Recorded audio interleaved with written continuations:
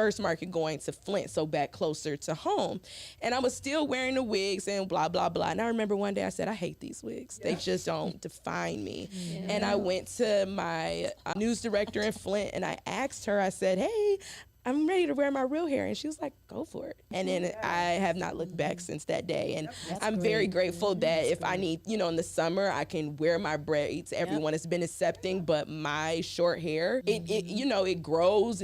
You know, whatever happens, I'm just grateful that I did it that day. And I recognized that the wigs were not me. No shade to anyone who wears them, but for me personally, I just felt like it was just fake, and that's not who I am. So and same, I had a news director too, and I wore a wash and go, y'all. I just washed my hair and went on air, and I was so nervous. But my news director, the night before, I had texted her. I said, hey, I got a hair appointment. But it was like so hot in Buffalo. That's where I was. It was like triple digits, and I had been live the whole day or whatever. And I said, hey, I'm going to wash my hair, and this is how it's going to look tomorrow. And she was a woman. She said, girl, whatever you're comfortable with. And I said, thank you so much. And the next day, I wore it. And that's actually how I started to wear it curly, because I did that. And then I was like, okay, let me try. And I like did Flexi Rod set and everything. And yeah, I never looked back. But shout out to my new, because I did ask her. I just didn't know what to do. I wasn't sure, like, should I ask? Do I need to? And I'm sure some people were like, you didn't need to ask. But I was like, no, I just felt like, I actually felt she would understand. She was an Italian woman. She wore her hair straight, curly sometimes. Like,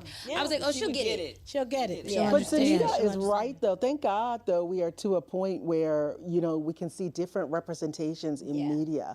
Because at least when I was coming up, and I'm sure, we didn't see it. Like, when I was growing up, all I saw was Oprah and Carol Simpson. That was it. You know, and it was just like, now you turn on the TV, you turn on the local news, and you see people that reflect the community. You see people that look like you. And I love it when I go out in the community and I hear people say that. You know, I see young women and mothers come up to me and they're like, my daughter wears glasses because of you. You know, or she wears her afro because of you. And we take little photos and I'm just like, oh, you know, that just warms my heart. You know, that warms my heart. Yeah, because for every negative comment, that's what you remember. It's like, that's all that matters. So how do you all brush off the negative comments?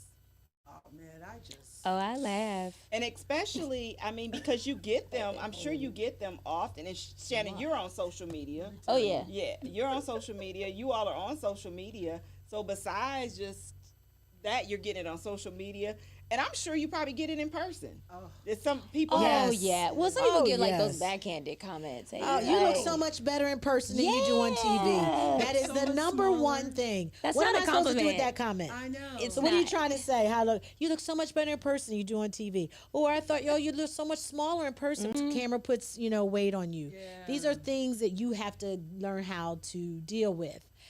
But I'm gonna tell you the truth. Everyone who starts in this business, when you first start in front of the camera, your feelings get hurt. Oh yeah. There's no doubt about it, because you don't have the thick skin yet. Yeah. There are some things in this industry only time will teach you. You're not gonna get it from college. You're not in J school. No. There are some things that you're missing that only time will give you. And one of those is your thick skin. You will learn how to take the comments, eat the meat, spit out the bones. Because if you let those comments penetrate too deep, then you're questioning who you are in front of the camera. Because I'm trying to not do this because Susie from Parma said I do this, and I'm trying not to do that because Joe from Brecksville said I do that. You can't have all that in your head. So in the beginning, it's gonna mess you up a little bit. I cried a lot when I first got in front of TV. But as you go along, you learn how to get comfortable in yourself, and then you learn how to read comments. Some of them are constructive, and I do need to change some things. And then the ones that aren't, they roll off of you now instead of penetrating. But in the beginning, yes, you're going to get your feelings hurt. Period. I mean, you just have, you got to wait till your skin gets tough enough to do it, because anybody who gets in front of that camera, you're a target. And you got to understand that before you do it. You're a target. You pick and choose. We get emails. We see the feedback. I mean, you know, recently I try to kill people with kindness. You know, and someone I replied back, she did not like my Ruby Woo lipstick. She did not like my afro. I mean, she sent an email from Avon Lake and was just like, this DEI hire with her red lipstick and her afro. And I said, bless your heart. Thank you for watching. And I just kept repeating it and repeating it. Do you know that woman ended up writing me a thank you card and replied and apologized to me? and apologized to me, a handwritten note, and was like, I am so sorry.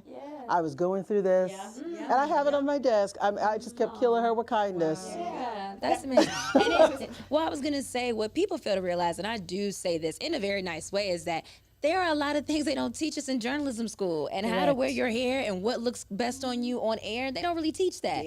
When I was coming up in journalism school, it was put a blazer on. That was it. It wasn't, oh, green is your color, or this is your color, or this is your color foundation. So I tell people, like, you have to remember, most people, we don't grow up knowing how to do makeup. You just learn trial by error, and there are no makeup classes in journalism school. No. You learning that on your first day of your first job in a market. So I always tell people, like, hey, if you are like, wow, her makeup's looking kind of crazy, maybe suggest, in a nice way, but maybe be like, hey, I know some makeup artists. Or if you're one, say, I could do your makeup for free, because nobody's trying to pay for it anyway. It's just like, do those kind of things, because